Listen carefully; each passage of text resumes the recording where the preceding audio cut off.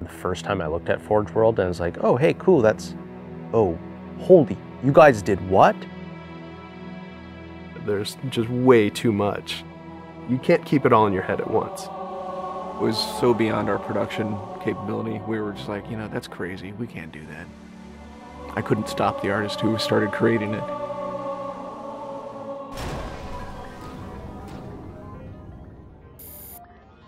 Forge is our editing tool that players can build their own maps. I mean, at its core, it's a map editor.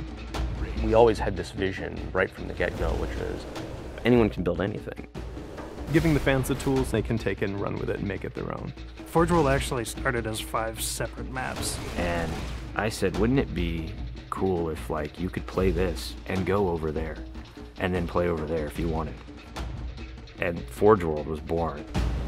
There were a lot of people telling us that, no, you cannot ship this as one big map. We have this awesome new automatically generated LOD system called impostering that makes objects that are really far away really cheap to draw. We're pushing what we can do with the Forge budget, so that lets us have many more objects up on the screen at once, which lets us put more objects into Forge.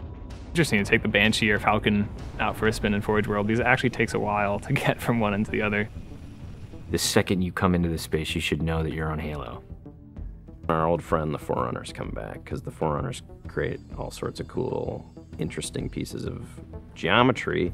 We wanted to give people a variety of locations that they could forge in a different way. So a gulch, an island, an interior, a very small outdoor pocket, and then the rock, which was kind of based off Ascension. Let's use a lot of interesting parts in it so that people can manipulate it or we can change it. Why don't we bring back Blood Gulch and carve it all up into pieces so that people can start manipulating it in interesting ways. And then Sanctuary was the other one. The Cage and Paradiso, that's just Chad and I playing with the map editor and actually building cool maps within Forge World. I mean, we were doing that exactly how the fans would do that. we definitely looked at what we did in Halo 3 and said, what can we learn from this? It's one thing to build just a stunning amount of map variants, but like nobody was expecting Forge art, I don't think. Like that was just a completely, whoa, what? The Rube Goldberg machines, yeah, those are everywhere. In Halo 3, it was cool that you could move things around, but it was still kind of clunky. And we're like, we have to make this better. What are some of the tricks that the community is using, and how can we make those not be tricks and just make those be tools?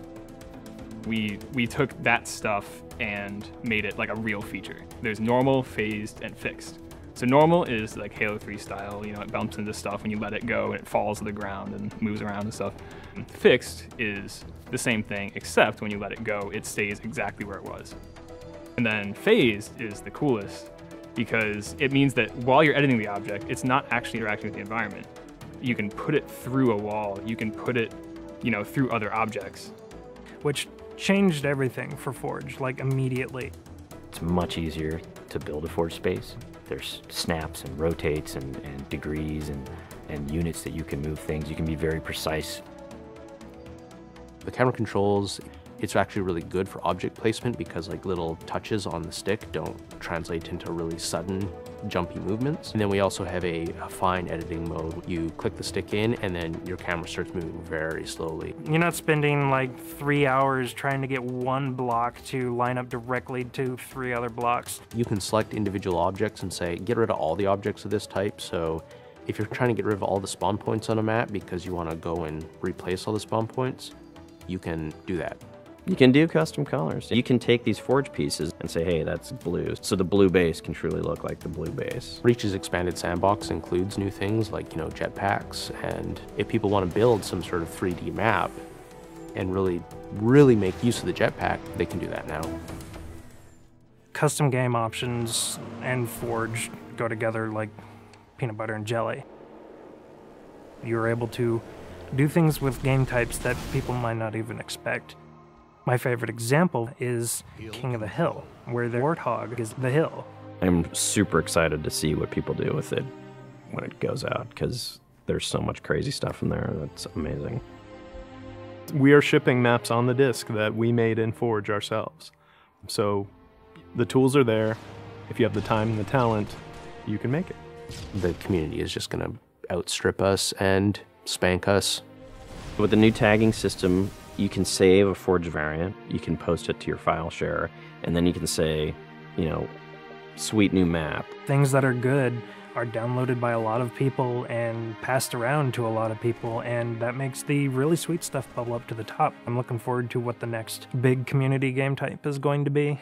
We realized that Reach was our swan song to Halo, and what better way to do that than to let people do what we've been doing all along, which is creating new cool maps. It's nice to go out with a bang, and this is a pretty big one.